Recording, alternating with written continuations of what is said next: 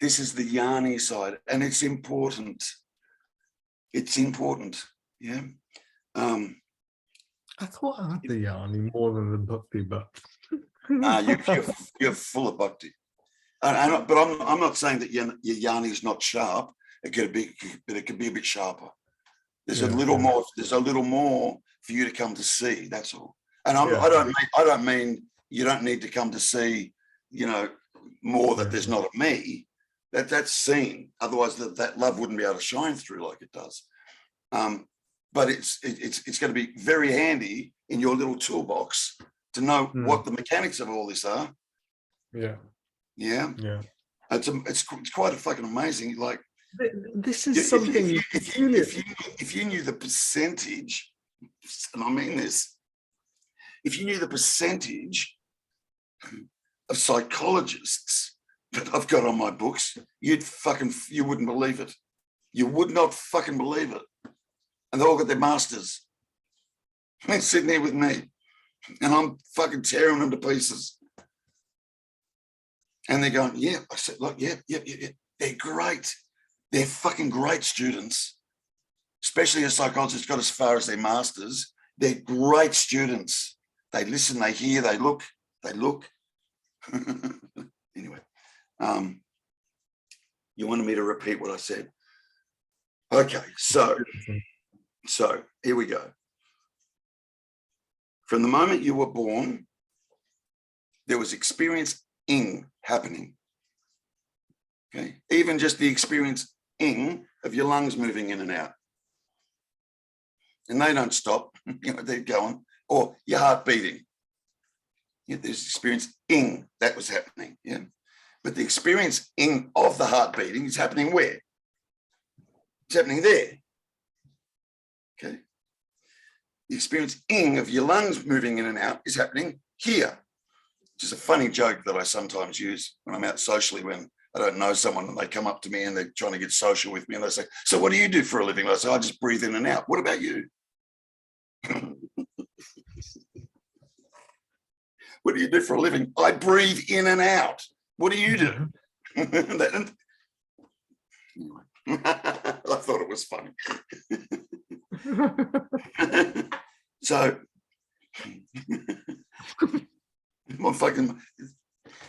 you have to be careful with your sense of humor. I've got to be careful with my sense of humor sometimes.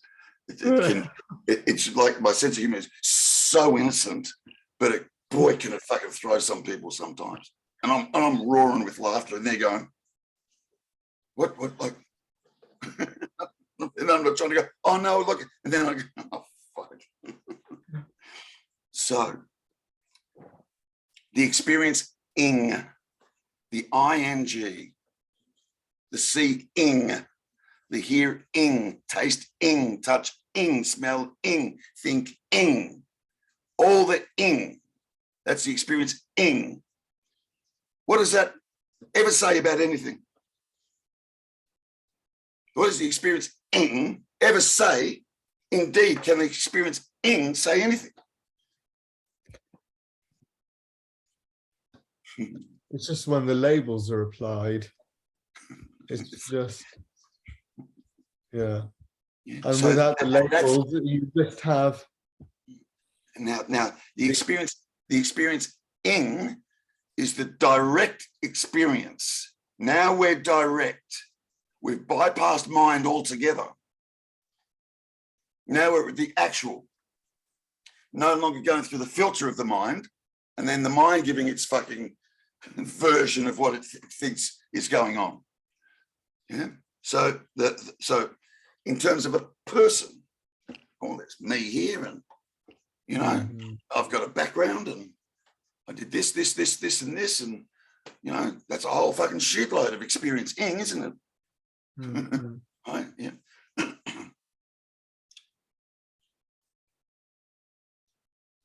All absolutely fabricated and done on purpose.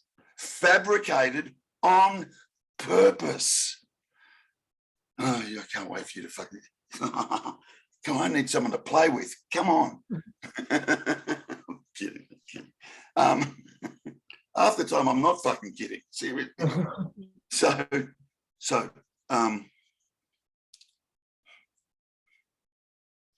let's go back to before when you started to get cocky, right?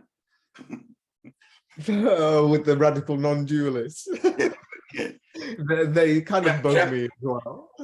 Can we agree in the absence of consciousness, there'd be no experience? Yeah. Okay, good.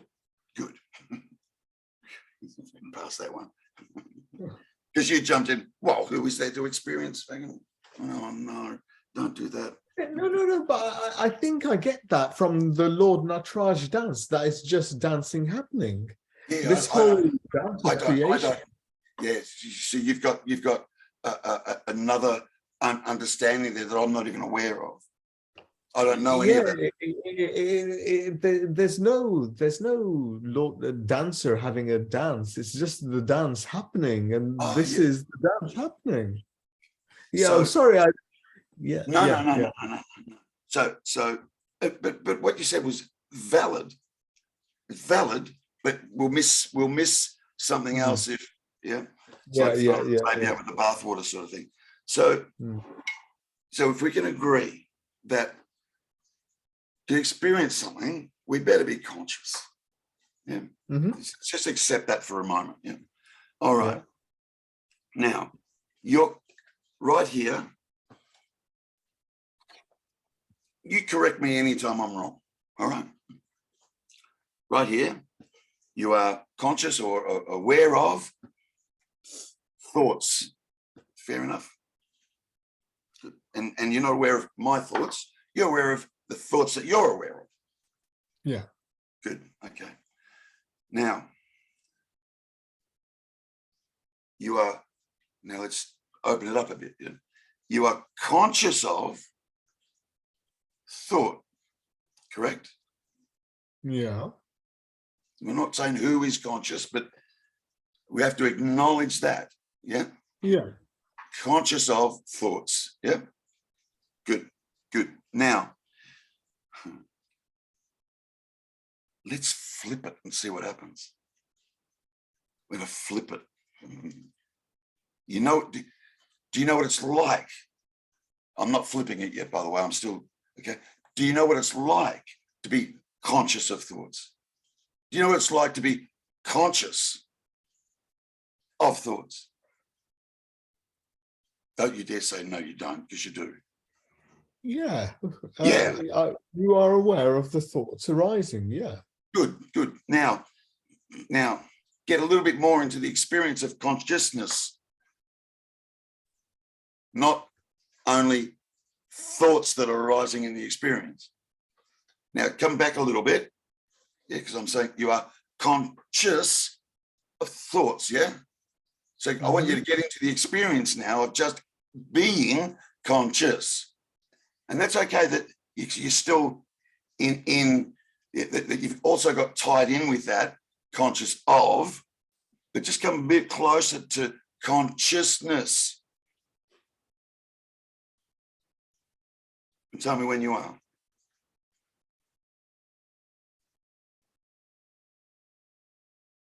You conscious of thoughts? Conscious of right now? You're about to, your lips up. You're conscious of that? You're conscious right now. Conscious, but not conscious of thoughts. But good enough. Good. Are you conscious of sound coming out of your mouth? Yes, I'm conscious of that. Okay, so that's a verbalized thought. All right. It is. Yeah. Good. What I'm trying to get you to do, I'm trying to get you to, just for a moment, I'm trying to get you to experience as much as you possibly can of what it's like to be conscious. Not conscious of. So before the of arises, just conscious. Now for that to happen, now you got to step into awareness.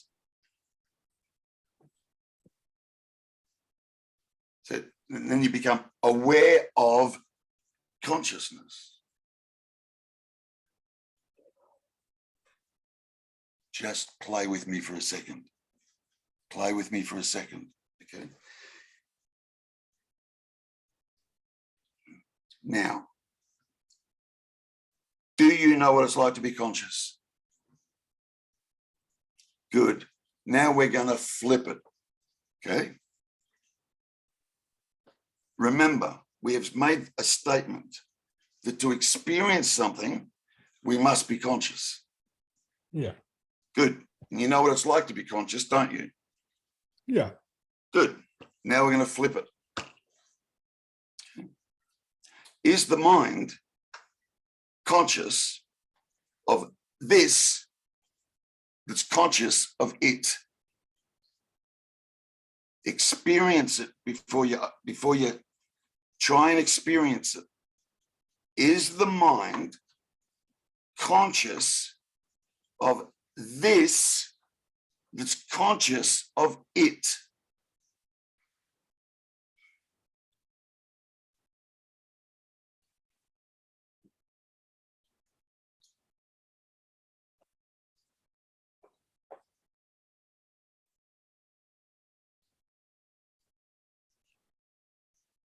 How can it be when the mind is just illusory? It's just a collection of thoughts. How can it be conscious? Good. Logically, but try and see if from your own direct experience, whether it's at all possible.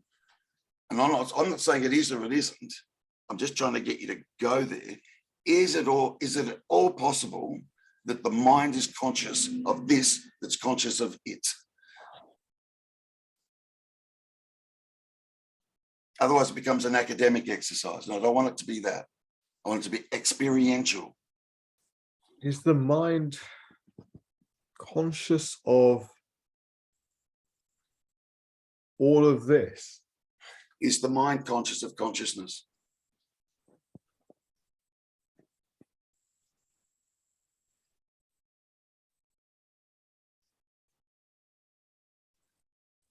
How many points, if you like, how many points, yeah, you're right, how many points of consciousness do you reckon we experience? 1, 2, 3, 4, how many? The name of the teaching is going to be a dead giveaway. I mean, it's centerless. It's ridiculous that I've even asked you to do that, is it not? It's fucking ridiculous. Is the fucking mind conscious, right? Now, let's look at this. If that's true, and it is, because you know it's fucking absurd. Yeah. If the mind is not conscious, what the fuck is it basing the backstory on? See the significance of this. Please see the significance of this, because this will fucking tear the whole show down if you see the significance of this very thing that I'm trying to. This is profound to see this. If the mind is not conscious, what's it basing its backstory on? Because the backstory is all about experiencing. The whole fucking backstory is about experiencing. The whole thing. You know, and the mind has never experienced anything. What the fuck's going on here? You might start to get a little bit closer now to what I said, which when the lights turned on, I look back, went, nothing happened. Oh my fucking God. No, none of it happened. The big fucking story that this creates about a backstory, you know, history and this, it's all imagined. The whole fucking thing is imagined. None of it actually happened. Like this. I did get that. I did get that the Big Bang and all that we ever thought we learned was just all of this arising. Is that what was you were trying to see if I had the recognition of?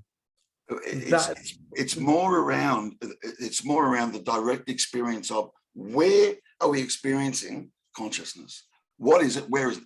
Is it a localized experience? Yes, it is. Yes, it is. Stop. It is a localized experience, but it doesn't have any boundaries. Yeah, it's a localized experience. Crystallization, isn't it? And now this is the non-dual. I'm sorry. This is the. Yeah. I'm sorry. This is the non-dual and the dual, which is one experience, which is one. There's not non-dual and dual, because there is always and only ever one. You see, this is really subtle. It's so fucking subtle.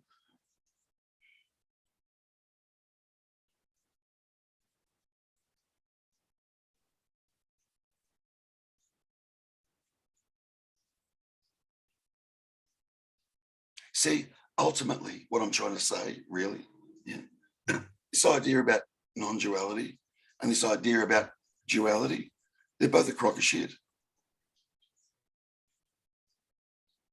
It's not like there could ever be non-duality without duality. And duality is totally dependent on non-duality. They're not actually two, but we believe they're two. Who set that up? It's a setup. Look, you can come to see this, and when I say it's a setup, I don't mean it to sound like it's a bad thing or it's deceitful, or not at all. It's brilliant. It's again from the Hindu, the Advaita Vedanta tradition. I do have some like that Shiva is infinite consciousness, and Shakti is the phenomenal universe, all that is, and there is actually no difference at all between either of them. That's right. So even to call this, good. So even to call this non-duality is wrong. It's wrong. It's wrong. It's okay, but that's what I mean. Like it's okay, but it's not the truth. And that's, don't lose sight of that. Don't lose sight of the truth. Don't lose sight. If you don't lose sight of that, the truth will keep presenting itself to you. It'll keep presenting and presenting and presenting. And you'll see different things, and different things will start to be revealed to you, which will help you teaching. They do. They do. Like,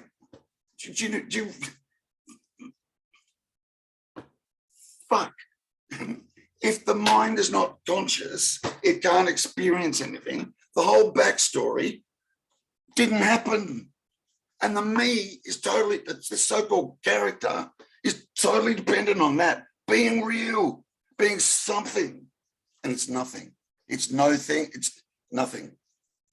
Nothing. Now, the mind is because the mind can't experience anything, the next best thing it can do is take the story to be the experience. When is the story ever the experience? Logically, when is the story ever the experience?